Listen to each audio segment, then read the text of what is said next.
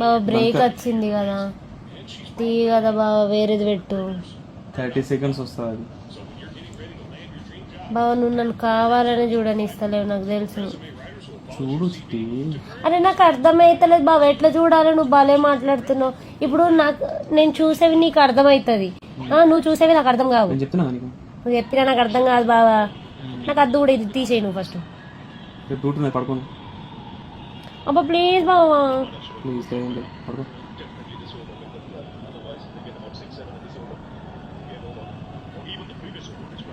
ఇప్పుడు వీళ్ళది 139 ఉంది కదా, ఇది అంటే 139 బాల్స్. 139 స్కోర్ ఎట్లా ఇస్తారు వాళ్ళు? ఒక బాల్కి ఒక స్కోరా మరి?